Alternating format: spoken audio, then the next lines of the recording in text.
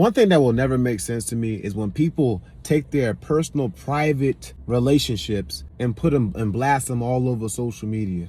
And I'm specifically speaking about, or speaking in regards to Safaree and that woman that's his ex-wife, ex-girlfriend, whatever, his baby mother. They going on everybody else's podcast sharing what they think about each other instead of working it out, instead of working the relationship out for the betterment of their offspring.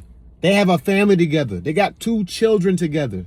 And they going on podcasts, tit for tat, and doing all that. I found out he was cheating on me the first time ever, and he was going to Chinese parlors. Well, didn't Nicki Minaj say that he was paying for with her credit cards? Before we get into that, I owe her the biggest apology. Now, I will say, Safaree, I don't really know these people, but Safaree seems like the type of person that he might be petty, he might be all those type of things, but he most likely wants what's best for his children. But one thing I know about a woman is she don't care about what's best. She'll just be petty all the way through. If she truly resents you, she will be petty to the highest degree, bro. There should be laws against restricting somebody from being able to take care of their offspring. Just because you mad at them does not mean that you can restrict them spending time with their dad. That makes no sense to me, bro. Time and time again, in real life, I've seen different men who just want to spend time with their son or their daughter. They just want to spend time with them, and the mother denies them because they're mad at them.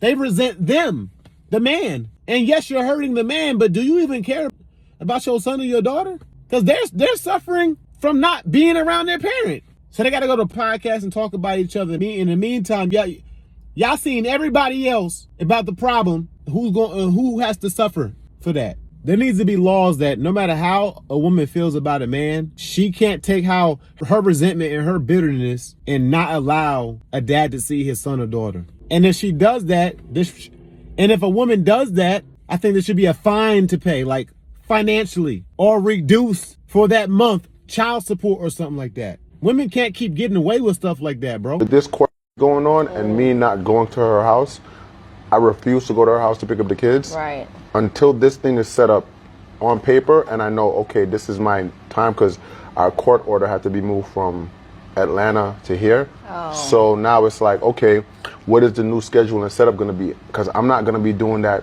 okay, I'm picking them up because you said it's okay to pick them up and then you want me to drop them off whenever. Like, I want it to be, okay, if it's Fridays, I pick them up from school, then Mondays I bring them back to school, then it's like, okay, then that's what it's going to be. But in like real life, it's just a very unstable situation with me having to have any type of direct dialogue with her. That's terrible. So right now I'm just in the, in the legal process of trying to get it to be to that schedule where it was before it got domesticated. But guess what? Sometimes I think like this too. Every single time a candidate runs for presidential office, none of us men are demanding that the president, just like we demand everything else, none of us men are demanding that laws be changed in the court system in regards to alimony, divorce, how that money is allocated and how the assets of a divorce is allocated, child support, dad's rights to their son, being able to be around their son or daughter, or custody with their son or daughter. I don't see any men demanding that the presidential candidate that's running address those issues. So why would they be addressed?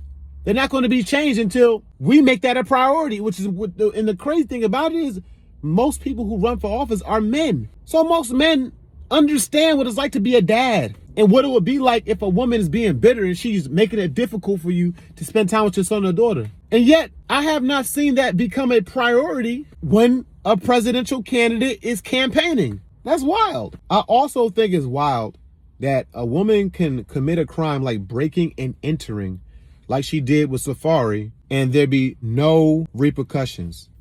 So as you can see, this is a video of a woman who he claims to be her climbing the fence and pretty much breaking and entering. That's not right. If a man wants to do that, he will automatically be arrested. And maybe she was arrested. I'm not sure. All I know is you can't climb a ladder and then break in somebody's house, or climb a ladder and get on somebody's property and act like an immature female. You can't break the law just because of your emotions and how you feel. But there's another part to this that I rarely ever talk about, and that's I don't feel bad for Safaree. And the reason why I don't feel bad for Safaree is because you have all the money in the world to hire the best financial advisors, the best counselors, the best advisors on who you should keep around you, the type of woman that you should date, if it's a good idea to have a longevity relationship with a certain type of person. You have all the resources to be able to not make certain types of mistakes. And you choose a woman like that. Y'all do that time and time again. Y'all just think she look good.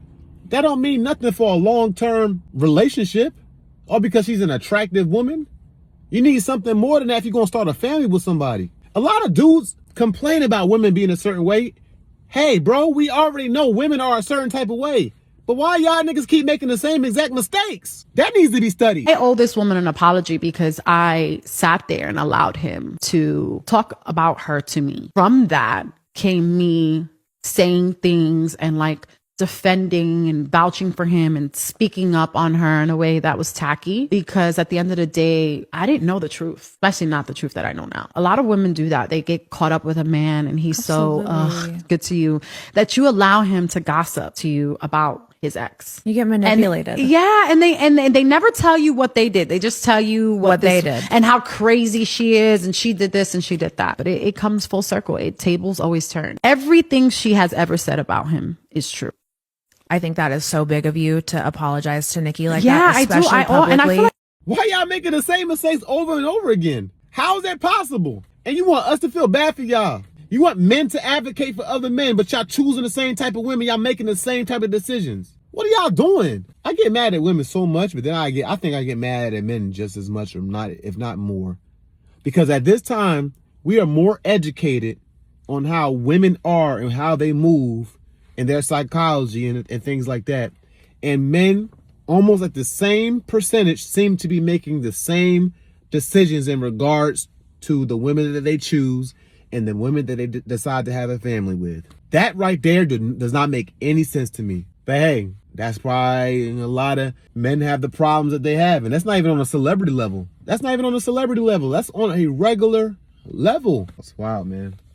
Have a good day.